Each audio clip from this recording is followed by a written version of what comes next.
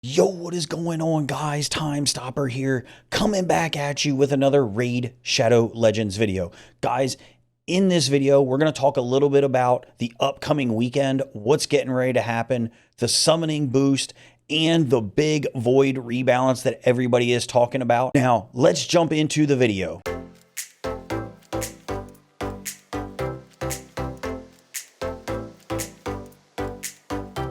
Okay, guys, first and foremost, the first thing I want to talk about is this weekend's event, the 2x Sacred Summoning Boost. As you can tell from the PC lit up behind me, everything is going gold. That's right. It has been confirmed in the news. We do have the global summoning event starting Friday and running through Sunday, 2x Sacreds. Now, don't assume that just because you're watching this video right now that 2x Sacreds are live.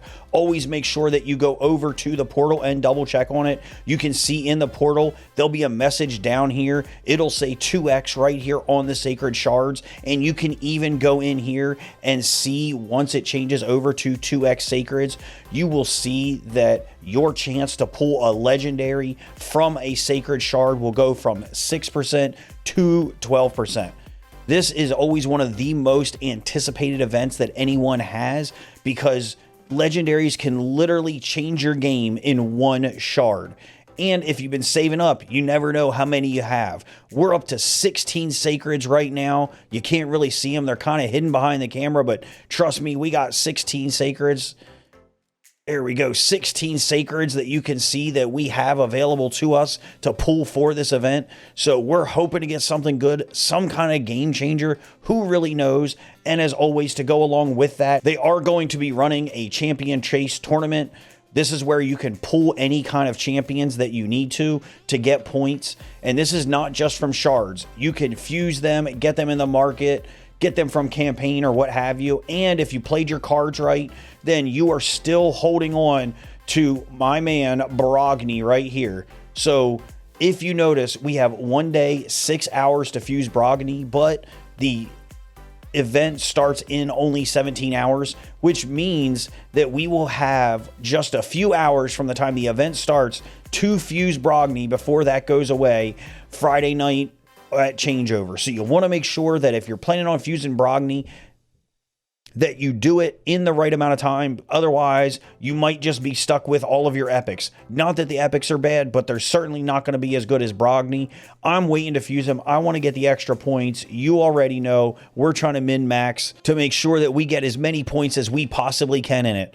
So enough about the Sacreds. Let's get into the big meat of this video. And that, of course, is going to be the news of the Void Rebalance. And before I do get into the update notes for 4.2, I do want to remind you guys, I do stream over on Twitch Monday through Friday, starting around 9 a.m. Eastern time. So if you do want to discuss anything that we talk about here today, or just want to come hang out with some awesome raid players, I'll go ahead and leave a link to my Twitch channel in the video description down below. Now, over here on the Plarium official forums, which I'll leave a link to in the video description down below, you will see, if you go over there, all of the information that's coming up. So you can pull this up yourself, read through it if you want to. I'm going to go through some of the stuff in here, give you some of my opinions on some of them. And then we've also got some AI changes that have been announced as well. So we'll definitely check those out. Of course, it starts out saying, hey, everyone, spring has been generous, introductory thing, not going to read through all that. There is some info here that I have yet to cover in a video, but has been out there already in the community about the new dungeon stages, so I will cover that here.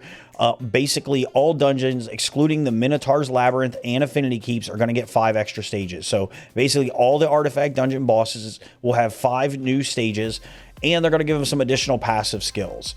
One that's going to limit turn meter decrease. The other is going to limit the damage they take from attacks that scale based on enemy max HP. So no more than 10% of HP will be lost. Similar to the new bosses that they added to the Doom Tower, certainly this means a nerf for max HP enemy champions like your Cold Hearts, like your Septimus, like your Royal Guard.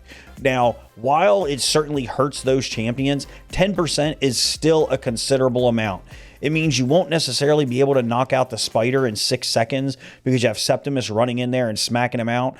and it's certainly going to require some new mechanics to be learned and things like that. But at the end of the day, it's going to be nothing but good for us. These 5 new levels are probably going to give us better drop rates, hopefully. Nothing's been announced yet, but I would hope that they're going to drop some better stuff, better options, maybe, you know, take some rares out of the pool, so better chance at epics and legendaries, maybe a better chance at 6-star, who knows, but super exciting. And from what I understand, this should coincide with the next Clan v Clan tournament. In another post, Plarium did announce that the original goal was to have it set up so that Clan v Clan be every 2 weeks. That means that this week coming up would be a Clan v Clan week. So hopefully that is the case. We have Clan v Clan along with these, so maybe there's some big points on the line. You may want to start thinking about what you're going to do when it comes to your level 25 dungeons. Think about teams and things like that. There is another post that has all of the new affinities and things like that. So if you want to go check that out, certainly check that out on their forum as well. But that's not what this is really about. This is more about the Void rebalance. So let's make sure that we cover those. So of course it says, we've gone through our Void Champion roster, made a number of significant changes to ensure the performance is better in battle. Most of these changes are buffs, though skills were reworked. So a skill rework a lot of times means that it is a completely new skill or something has been added to the skill, and we're going to cover those. First and foremost, of course, we have Visx, the legendary that everybody loves to hate. You do get her for free as a login champion, and of course, no one loves to pull her as a Void legendary, but sometimes that does happen. But her kit so far has been ho-hum, so we are going to get some changes to that. First off, you have her A1 Flanged Mage has an 80% chance to decrease the target's turn meter by 15%, up from 10%. Not a big change there. Sinister's Ally, Skill Redesign, no longer places a shield buff on herself and will instead place a 50% ally protection buff on all allies for 2 turns. Now this goes to a 3-turn cooldown when booked, I believe. So this is actually, ally protection is an awesome skill for early and mid game. Unfortunately, you don't get Visx till much later in the game, so I don't know if it's going to have a super big effect there, but it is certainly a welcome change.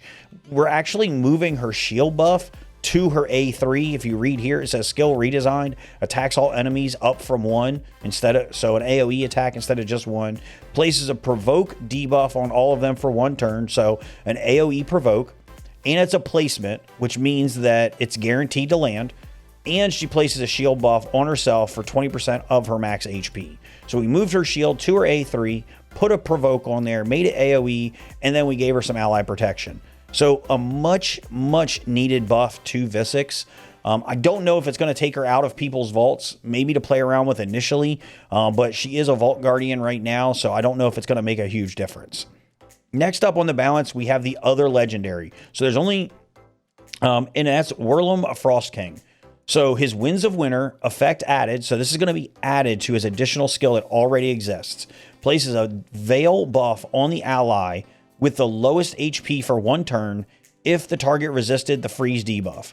Additionally, the duration of the perfect Veil buff, if the freeze was applied, has been increased to 2 turns.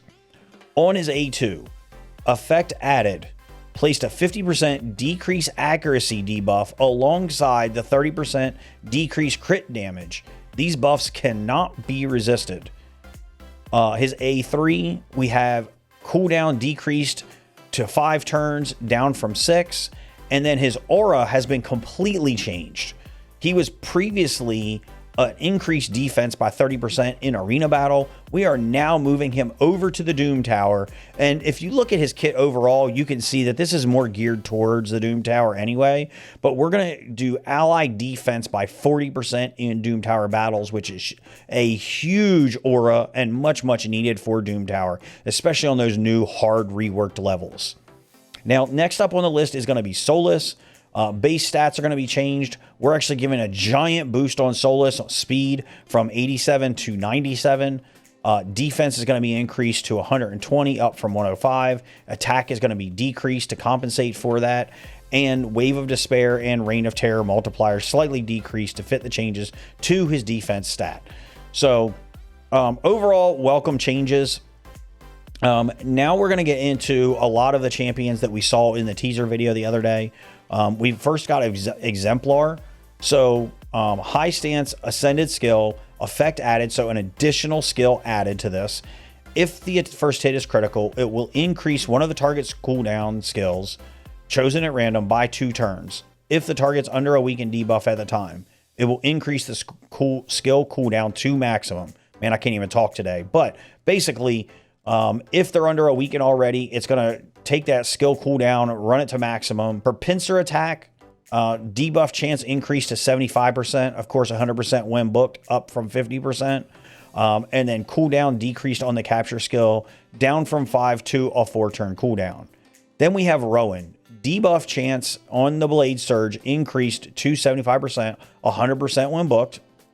Towering Titan. Towering Titan has some pretty big changes here that I think are going to make Towering Titan even better in the long run. Number one, Towering Titan is an HP champion, and none of their skills were based off of HP. So we're basically going to take their skills and change them over to HP. So A1 damage is going to be based on HP. The Flailing Assault damage will be based on HP. Attacks 4 times at random. Places a provoked debuff on the first hit.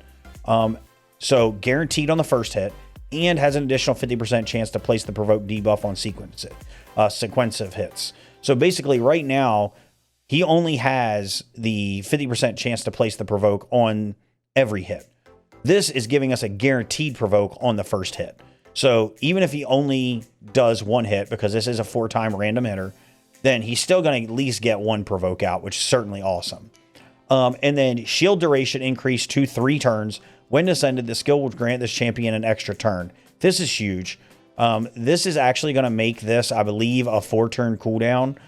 So basically, you're going to have 3 turns out of a 4-turn cooldown for his shield. Super awesome skill, and it's going to grant an extra turn. And since we're changing everything over to HP, it's going to overall be awesome, awesome stuff for Towering Titan. Next up, we have Sawai Firstborn. Sawai Firstborn basically has an entire skill reworked. So the Utter Rampage skill is basically being completely changed. It's going to attack all enemies, has a 75% chance of placing a 50% decrease attack debuff. And then on top of that, the skill is going to be changed around a little bit. So we're going to get 10% on each of the first 2 levels, 10% and 15% on the debuff chance. So it's going to take the debuff up to 100% chance when booked. And it's going to be on a 3-turn cooldown. And then we also changed the cooldown on the deadened reactions. Cooldown decreased to 4 turns, down from 5. Now, the next champ up is a super exciting champ, Broadball. Broadball traditionally gets no love in the game, which is crazy when you think about it, because Broadball is a free champion, essentially. All you have to do is fuse Broadball, and you can fuse Broadball at least 1 time, because, of course, Broadball takes 8 uncommon champions to fuse 2 of his pieces, and then the other 2 can be bought in the bazaar currently. So if we go over and take a look at what that looks like, if you go over to the Broadball Fusion, and you take a look at this in-game, so you have these 4 champs here, and these 4 champs here are all uncommon champions. Super easy to get. They will fuse into these 2 champs here. Now, these 2 traditionally you have had to pull from a Void Shard, but recently they added them to the bazaar, so you can buy fragments of them in the bazaar, and then you can actually go over here and fuse Huntress and Bloodhorn in here, so you're guaranteed to get at least 1 Broadball, right? Through the fusions and things like that. Now, the reason that that is so exciting to me is when you look at the rework for Broadball, Broadball has always been one of those champs that we always say, he's good for faction wars. But this has actually made him really good. So his A1 skill, debuff chance increased up to 35% from 25%. Nothing big there. Now, this is huge right here. His A2, ascended now, he's going to add an extra effect. He is going to fill the turn meter of all allies by 15%. Now, why is that a big deal? If we go over and look at Broadball as it is, right, and look at what his A2 does currently, his A2 currently places a 30% increased crit rate buff and a 15% increased speed buff on allies for 2 turns on a 3-turn cooldown. So we're actually going to add a turn meter fill to this as well. So this is actually one of the most sought after skills, increased speed and turn meter fill, especially for like arena or really just any kind of general content. For a lot of people, this is going to be a pretty big deal to be able to bring him into arena, get that increased speed, get an increased crit rate buff, and get a turn meter fill overall on him is going to actually be pretty huge. Okay. Then his A3, which is the only reason anyone really loves Brawl Maul currently, is going to be his Resurrect skill. We're actually going to decrease his cooldown to 6 turns down from 7. And again, if we go over here and look at his A3 currently, revives 2 random dead allies with 25% HP, places a block damage debuff on all revived allies for 1 turn. Now, this is normally on a 5-turn cooldown when booked. It's actually going to go down to a 4-turn cooldown that he is going to be able to revive 2 random dead allies, right? So if you only have 2 dead, then he's going to revive both of them. You got 1 dead, he's still going to only revive 1, but he's going to put that block damage up there. But decreasing the cooldown makes him so much more viable. Again, as an arena champion, awesome. So many other areas of the game. Faction Wars, he was already strong. He just became that much stronger for Lizardmen Faction Wars. And if we look, they're going to rework his aura, right? Right now, he has defense in arena battles by 33%, which is pretty decent. However, in arena, generally speed wins the arena. So they're actually going to give him a defense aura in faction crypts of 33%. So he's going to be awesome for Faction Wars, big time, which is where everybody tends to use him. So we're going to add that aura on there just to make it that much better. Next up, we do have Birdheart Fellhammer, one of our dwarfs. Dwarfs generally have had a little bit of a rough time. Granted, we're getting the Brogni fusion, but up until then, dwarfs have just had it really rough when it comes to Faction Wars overall. Birdheart Fellhammer is going to get a base stat defense increase, HP slightly decreased. We're going to adjust his skill. Basically, the way this is going to work, right now, he has a 5% on level 2 damage increase and a 5% on level 3 damage increase, and then 5% on the debuff chances. We're actually going to change that. We're going to put 10% here and then up to 30% debuff chance now here. And then we're adding an additional effect. Remember, anytime we see that effect added, that's going to be a positive thing because we're just adding additional stuff to it. So a 75% chance to place a 60% decrease defense debuff if the target's already under hail reduction debuff. Next, we got Whisper. So Whisper has needed some changes for a long time now. We're going to change our Charge Assault. We're going to add an effect. You're going to increase 30% crit rate buff on this champion. And then we're going to decrease the cooldown of our Undying Fury skill. So a little bit of a rework on Whisper. I don't know if it's enough to get her, up there in the meta yet, but she's already hitting pretty hard. So, certainly pretty decent. But that's really where we're looking at for all of the Void rebalances. So some pretty good things in there, some things that are okay, but hey, most of all, these are all positive changes. They're all Void champions who have needed some love for a little while now that really just haven't gotten any respect. And anytime you pull a Void champion, because they're so much harder to get, you should be excited. When you pull an Epic Void, you should be excited. You shouldn't pull a Whisper or pull a Sawai Firstborn and think to yourself, these champions are okay. You should think to yourself, these are awesome champions. So this is definitely a step in the right direction. There's probably some other Void champions that need some love and things like that. But you know what? They're showing that they're listening to the community a little bit. They're changing some of that stuff and everything else. Now, last but not least, also coming with this patch is also going to be some AI. They call them improvements. I call them changes. And the reason is that in some areas, these AI improvements are going to help you. And in other areas, maybe not so much. So we'll quickly go over these and I'll just kind of sum up my opinions at the end.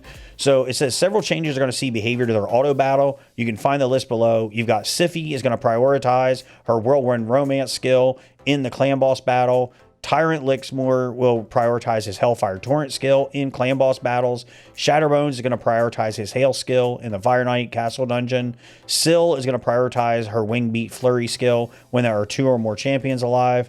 War Mama is going to use her Mother's Touch skill on bosses. The target that has an active bomb debuff on them, basically. Mountain King is always going to prioritize his target with the block debuff when using his Regal Force skill Warlord's no longer going to use his Orcus Ritual skill in class boss battles. Robar is going to use the Wild Wing skill, even if there's only one enemy alive. Tayrell will prioritize his Humble skill when fighting the Fire Knight whenever the Cloak of Fire shield is active. He also is no longer going to use his Preemptive Strike skill in clan boss battles. We've got Eleanor no longer using her Combust skill if the target has no poison debuff, and Zavia no longer using her Deadly Catalyst skill if the target has no poison debuff. And Man-Eater will target the main spider with his Siphon skill when fighting in the spider's den. So almost all of these are actually really good. The one that I would call out is probably a not so good, and I played around with this a little bit today, and I don't know if it's going to work super well, is the one to Eleanor, but more important to Zavia. And yes, I'm probably a little biased here because I do use Zavia as an arena nuker, because basically on her A3, this Deadly Catalyst skill, for you guys that don't know Zavia or know her super well, basically the way Zavia works currently is when you use her A3 skill, she's going to attack all enemies. Enemies killed by this skill cannot be revived. Deals damage from all poison debuffs on the target instantly. Poison debuffs will only deal half the standard damage when it's using bosses. So basically, as an arena nuker, what happens now is you go in, you speed up, you remove all the buffs from everybody, and then you nuke with this A3, okay? And the reason is that it has that block revive. It's a pretty hard-hitting skill, but you want that block revive in arena. That way, your opponents can't bring anyone back, basically. So part of this skill is the block revive, but the reason that this skill exists is for the poison explosion. If you look at her A2, she attacks all enemies 2 times. Each hit has a 50% chance of placing a poison debuff for 2 turns. So basically, they're going to prioritize this skill now in arena. So she will place poisons the first time, and then the second time, she will blow those poisons up.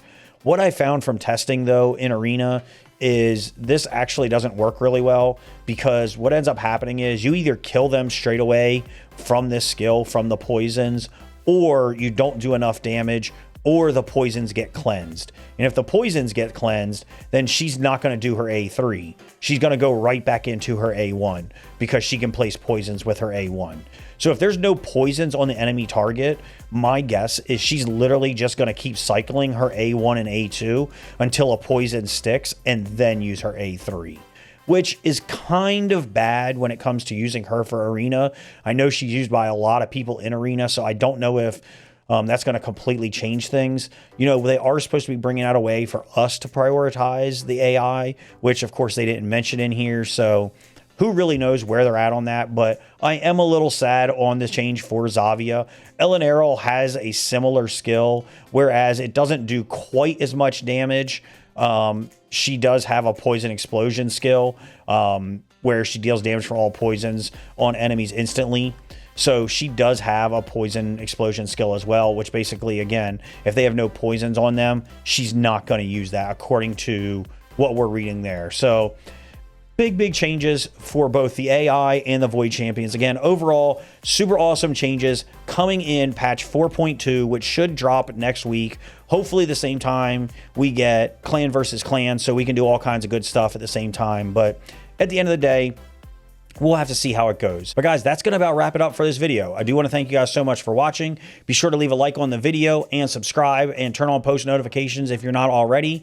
And I hope to see you in a video real soon.